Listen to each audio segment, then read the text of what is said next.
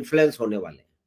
अब देखिए आज हिंदुस्तान में क्या हो रहा है, ये भी तो आप देखिए पिछले 20, 22, 25 सालों में अचानक एक अजीब तरह का एक अनऑर्गेनाइज्ड सेक्टर ऑर्गेनाइज हो गया है। और जो पार्टियां जिस तरह से इंडी गठबंधन में जिन पार्टियों का जो रोल सामने नजर आ रहा है, वो लगभग एक अराजकतावादी तरीके से विरोध किया जा रहा है सरकार का। तो भारतवर्ष में भी एक बहुमत सरकार का जिस तरह से गाली गलौज से संसदीय व्यवस्थाओं को चकनाचूर करके और स्टेट लेवल पर जिस प्रकार का विरोध हो रहा है, लगातार सुप्रीम कोर्ट के वर्डिक्ट्स के बावजूद, सुप्रीम कोर्ट के नेगेशन के बावजूद, लगातार सुप्रीम कोर्ट के स्पष्टीकरण के बावजूद भी गाली गलौज राजनीतिक पार्टियां सत्तारूढ़ पार्टी को दे रही है, बहुमत के खिलाफ कैंपेन कर रही है। और ये जो सारा वातावरण है उसी का एक दूसरा फ्रंट, चाहे वो बांग्लादेश में सत्ता परिवर्तन, सत्ता को हटा के हुआ, चाहे नेपाल में कोशिश की जा रही है, लगभग वही सारे लोग हैं जो दोबारा इस काम को कर रहे हैं। और आपने अभी स्पेशली अब जरूर देखा होगा कि नेपाल में चाहे आपको कहीं हल्का फुल्का भगवा झंडा दिखाई दिया हो, तिरंगा झंडा बहुत आराम से ग्रुप्स के साथ में बड़े लेवल पर तिरंगे के झंडे को लेकर के लोग रैली निकाल रहे हैं। किंतु आज कम से कम लाल रंग का जो झंडा है, जो साम्यवादी चिंतन का झंडा है, जो बड़ी कम्युनिस्ट ब्लॉक का झंडा है, वो नेपाल की सड़कों से गायब हो गए हैं और उसका कहीं कोई नजर नहीं आ रहा है। तो इसका मतलब ये है कि वामपंथी जो आग्रह है, दुराग्रह है, जो राजनीति है, उसको नेपाल में अभी वर्तमान में जो परिस्थितियां है उसमें लगभग नकार दिया गया है और उनकी फिलहाल नो एंट्री की स्थिति है, ब्लॉक है वो। जी भाई साहब, और उसको स्थापित करने में भारत की वामपंथी पार्टियों का मुख्य रूप से मार्क्सवादी कम्युनिस्ट पार्टी का बड़ा ही रोल रहा है। उनको उस समय की सरकारों की भी बड़ी ही जो है वो क्या कहते हैं कि खुशी से उन्होंने उनको सपोर्ट किया और इस तरह से ये सब। तो लेकिन जैसा कि आपने इंगित किया कि आसपास में घटनाएं हो रही हैं, ये मतलब चौथी घटना है। पाकिस्तान की एक परिस्थिति बिल्कुल ही अलग है। उसके बाद में जैसे कि लंका में हुआ, उसके बाद में बांग्लादेश में हुआ, उसी तरह से, क्योंकि लंका और बांग्लादेश में जो हुआ और उसके बाद में अब नेपाल में, तो ये जो चारों तरफ भारत को एनसर्कल करके इस तरह की परिस्थितियां हो रही हैं। और उसपे जो अब हम इस बात पे आ जाएं कि हमारे यहाँ बहुत सारे लोग बहुत ही प्रसन्न हैं, उसमें अधिकतर वामपंथी या उसी तरह के कि अब भारत में भी ऐसा होगा। मतलब ये किस तरह की समझ है, किस तरह की सोच है, क्या ये संभव है? खुलेआम स्टेटमेंट दे रहे हैं कि भारत में ऐसा होगा, ये संभावना ही नहीं, वो कह रहे हैं कि भारत में भी अब ऐसा हो सकता है, होने वाला है। यानी now they are prepare to welcome that sort of अराजकता, जहां हमारे देश को जला दिया जाए, जहां बैंकें जला दिए जाए, जहां संविधान को जला दिया जाए, जहां सुप्रीम कोर्ट को जला दिया जाए, जहां सब कुछ खत्म कर दिया जाए, और उसके बाद फिर नए सिरे से हिंदुस्तान वापस अपनी जो फोर्थ इकोनॉमी बनने वाली है, तीसरी इकोनॉमिक व्यवस्था बनने वाली है। और जिस 20-25 वर्षों में जो एक ग्लोबल इंडिया ने जो अचीवमेंट किया है, उसको धराशायी करने का, नेस्त नाबूद करने का एक प्रयास, एक बहुत ही हल्का फुल्का प्रयास किया जा रहा है, जो अल्टीमेटली चलने वाला इसलिए नहीं है कि उनके जो बड़े लीडर्स हैं वो फेल हो चुके हैं, जिन पर ये भरोसा करते तब तक। साम्यवादी जो लॉबी है वो भारतवर्ष के कुछ करीब आ गई है किसी वजह से, और दक्षिणपंथी जो अमरीकी लॉबी है वो परास्त हो चुकी है। तो ऐसी स्थिति में भारत के वर्चस्व को पूरे अंतरराष्ट्रीय स्तर पर, चाहे वो नेटो हो, चाहे यूरोपियन कम्युनिटी हो, चाहे साम्यवादी ग्रुप हो, चाहे अमेरिका के भी उनके इंटरनल ग्रुप्स हो, वो सारे भारतवर्ष को एक स्वर से सपोर्ट कर रहे हैं। और भारतवर्ष की नेतृत्व को आज सबने स्वीकार किया है, क्योंकि अल्टीमेट जो विश्व की वैश्विक अर्थव्यवस्था है उसका जो 80%, 8%, 8.5% जो ग्रोथ हो रही है, उसकी तुलना में अमेरिका यूरोप की केवल 2.5% ग्रोथ हो रही है। तो इसको देखते हुए आज ग्लोबल लेवल पर भारतीय मुद्रा को, भारतीय अर्थव्यवस्था को, भारत के सिस्टम को, राजनीति को सब लोग स्वीकार कर रहे हैं, और इसका विरोध करने की अब कोई संभावना है मुझे किसी तरह की नजर नहीं आती। ये निश्चित है कि भारतीय राजनीति, भारत की राजनीति, भारत का वर्चस्व, भारतीय जो परंपराएं हैं वो टेक ओवर करेंगी। और अब तथाकथित रूप से ये जो प्रगतिशीलता या वामपंथी विचारधारा है, इसको लोगों को लगभग इससे विड्रॉ करना ही होगा। समय परिवर्तन का है, और सभी लेवल पर सभी देशों को अपने अपनी सेल्फ की तरफ जाकर के अपनी इकोनॉमी का डेवलपमेंट करना पड़ेगा। न रशिया का भरोसा करिए, न चाइना का भरोसा करिए, न अमेरिका का भरोसा करिए। अब अपने राष्ट्र को आप मजबूत करिए और खड़े हो जाइए, और इसका नेतृत्व तो हिंदुस्तान कर रहा है। और इसमें एक विशेष चीज है कि जैसे ये पूरा का पूरा जो तंत्र था जिसमें वामपंथी भी काफी सत्ता में रहे हैं, उनके नेपोकिड्स यानी कि उनके जो भाई भतीजावाद जो है, जो परिवारवाद है, उसी के कारण जो है ना वो विद्रोह वहां पे छात्रों में भड़का है। क्योंकि एक नेपाल की एक विशेष परिस्थिति है, क्योंकि देखिए क्या कहते हैं, बांग्लादेश में तो कुछ इंडस्ट्री भी है क्योंकि टेक्सटाइल वगैरह वो एक्सपोर्ट करते हैं। यहाँ पे तो सिर्फ लेबर एक्सपोर्ट की जा रही है। नेपाल की ये परिस्थिति है, यानी कि कोई इंडस्ट्रियल डेवलपमेंट का कोई काम नहीं हुआ है। तो उसमें जो, और उसके ये साथ बात में भ्रष्टाचार। बिल्कुल अब सही है भारत कि नेपाल में में जो गरीबी की है सर जी। भारत में जो एक इसको क्यूरेट करने का काम समय हमेशा हर तरह के झंझट हो, चाहे वो आड़ती आंदोलन हो या उसके बाद में शाहीन साजिश हो या उसके बाद के अंदर और इस तरह के उत्पात हो, उन सबको क्यूरेट करने का काम, चाहे वो पहले अगर जाए उससे तो राम मंदिर का विरोध हो, ये सारा का सारा जी क्यूरेट करने का काम हमारे वामपंथी विद्वान करते हैं, क्योंकि उनकी कैपेबिलिटी है, उनकी स्पेशलिटी, उनकी एक्सपर्टीज है इसमें।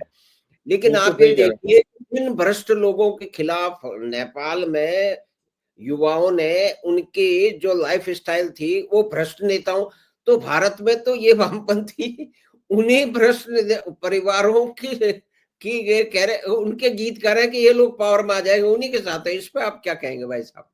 और अल्टीमेटली हैं। नेपाल का भारत पे क्या प्रभाव पड़ने वाला है? क्या कुछ होने वाला है ऐसा? ये पैराडॉक्सिकल सिचुएशन है जिसकी आप बात कर रहे हो। पहली बात तो ये है कि यदि प्रिविलेज क्लास का या अय्याशी लोगों का या ऐश आराम करने वाले लोगों का यदि विरोध हिंदुस्तान में होगा, तो सबसे पहला जो इसका आक्रमण झेलना पड़ेगा, उन लोगों को झेलना पड़ेगा जो कि लेफ्टिस्ट लोग हैं, जो बहुत ही प्रिविलेज तरीके से हिंदुस्तान में सत्ता में नहीं रहते हुए सत्ता का आनंद ले रहे हैं। तो वो जो, हालांकि हिंदुस्तान में वो झंडे नजर नहीं आ रहे हैं, किंतु फिर भी डायरेक्टली इनडायरेक्टली सत्ता को चाहे एनजीओ के माध्यम से लूटपाट हो रही है, चाहे पॉलिटिकल मैन्योरिंग की वजह से हो रही है। ये जो तथाकथित वामपंथ का जो प्रोग्रेसिव खेमा है या जो पार्टी पॉलिटिक्स है, वो देश की जो कहना चाहिए स्वायत्तता है, एक विकासशील व्यवस्था है, इसको जर्जर करने के लिए पूरी तरह से कोशिश कर रही है, क्योंकि इनकी सारी इकोनॉमिक्स इसी पर टिकी है। अपोजिशन की वजह से ये एग्जिस्ट करते हैं, इनकी कोई सकारात्मक भूमिका नहीं है। ये बात बहुत स्पष्ट हुई और ये बात वाइस प्रेसिडेंट के इलेक्शन में भी होगी। 15 वोट अधिक मिल गए एक्सपेक्टेशन से। उपराष्ट्रपति का जो चुनाव हुआ उसमें हमें 15 वोट अधिक मिल गए और ये बड़ी आसानी से इस में सत्ता परिवर्तन जो की तो स्थिति नहीं है, किंतु आसानी से ये सरकार अपनी तरीके से चल रही है। कितनी ही कोशिश कर लें, कितना ही कुछ कर लें, अभी बिहार में अब इसके परिणाम सामने आ जाएंगे। कोशिश पूरी चल रही है कि बिहार में वो सब कुछ करके दिखा दिया जाए जो कि बांग्लादेश में हुआ या कि नेपाल में हुआ। शायद हो सकता है उसकी ट्रायल बिहार को शायद झेलनी पड़े, किंतु मुझे लगता है भारत सरकार बिल्कुल सचेत है और समर्थ है कि किसी भी प्रकार की ऐसी स्थिति भी पैदा नहीं।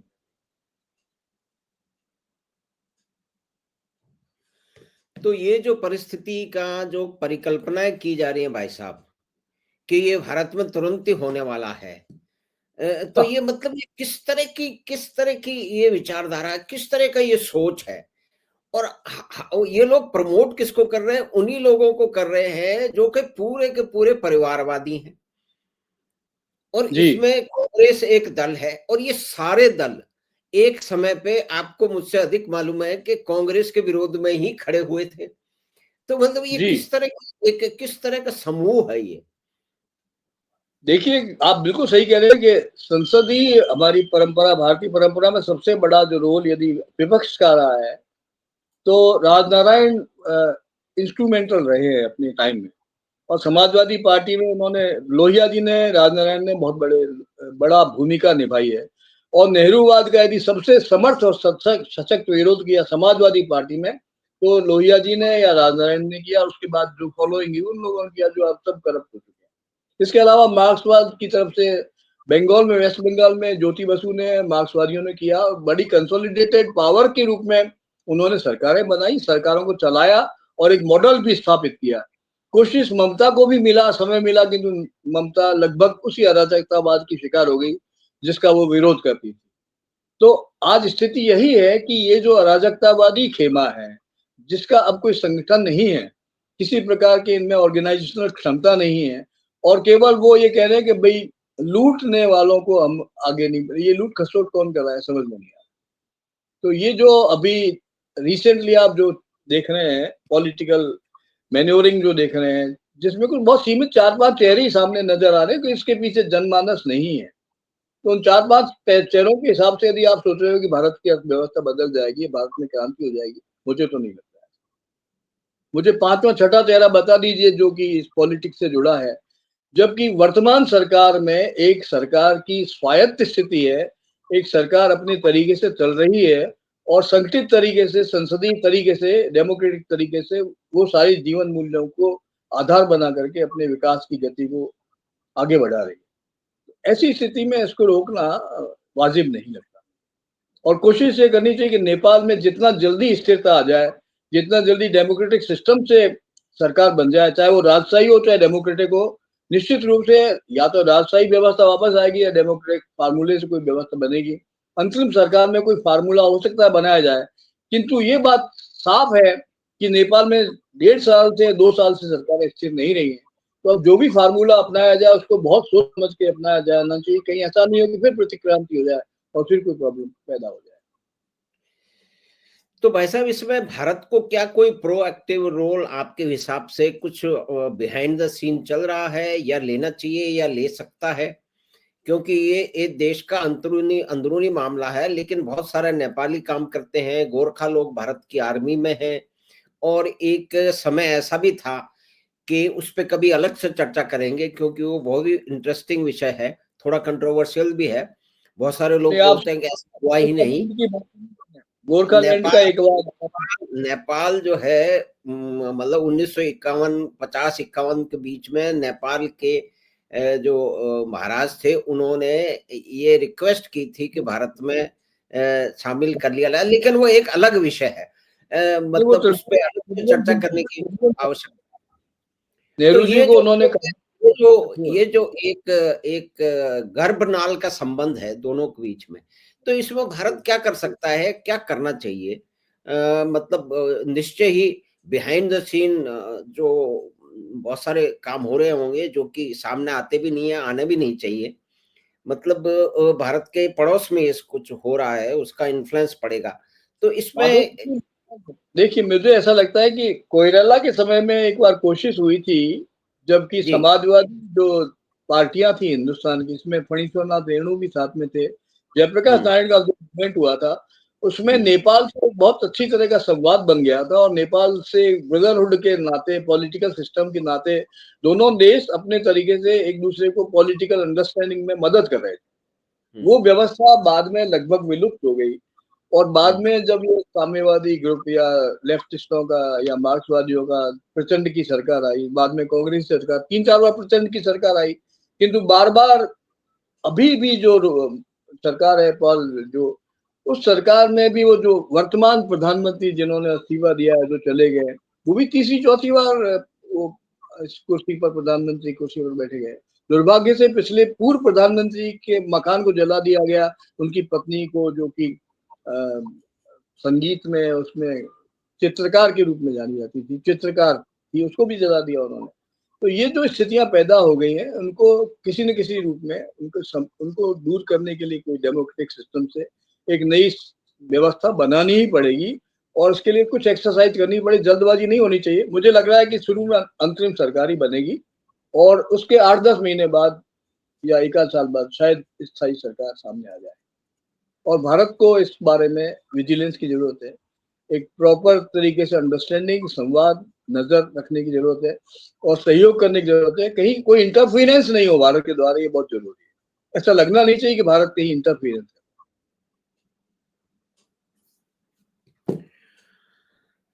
जी भाई साहब, तो इस तरह से एक परिस्थिति का निर्माण भारत के पड़ोस में हो रहा है।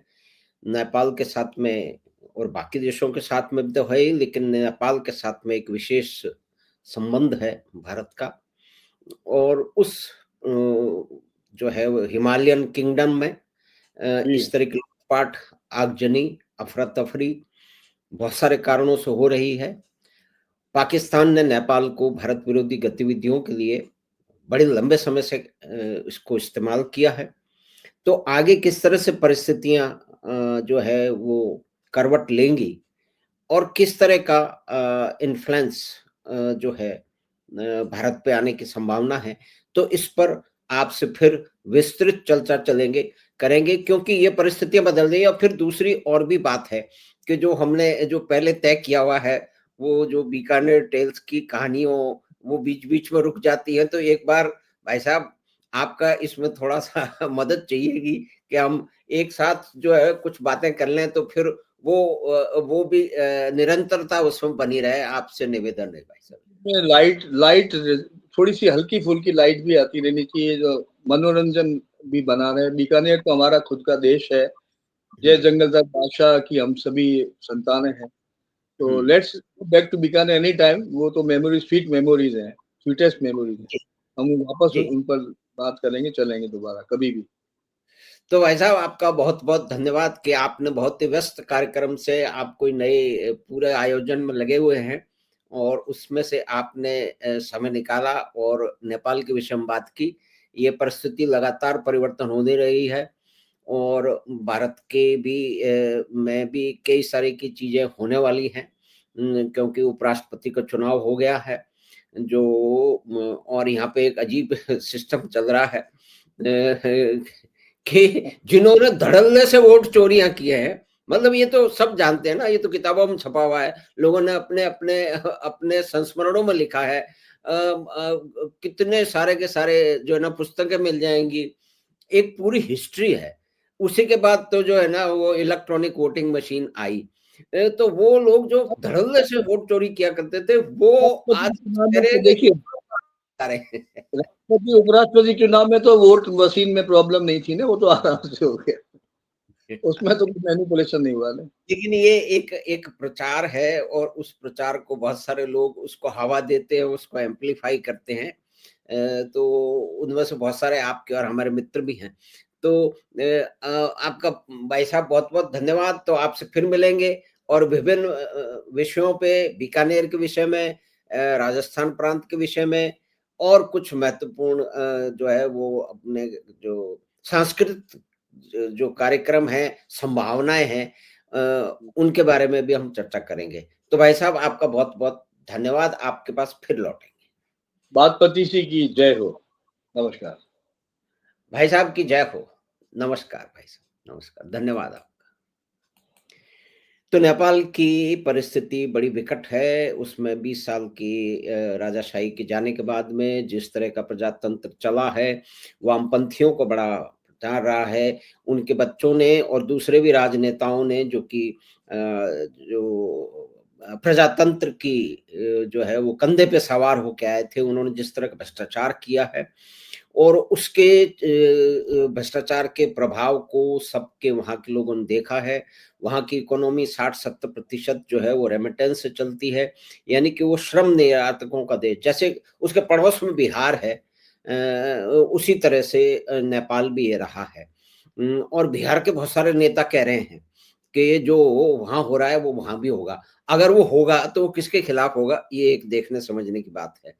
तो हमने इस नेपाल के विषय पे और उस बदलती हुई परिस्थितियों पे कुछ हिस्टोरिकल पर्सपेक्टिव के साथ में बातचीत की आदरणीय अशोक आत्रे जी से। तो हमें आशा है कि ये बातचीत आपको पसंद आई होगी। तो आप चैनल बात 25 को सब्सक्राइब करें, लिंक अपने मित्रों और परिवार के साथ साझा करें। हम आपसे फिर मिलेंगे बात 25 की अगली बात पर। धन्यवाद, नमस्कार।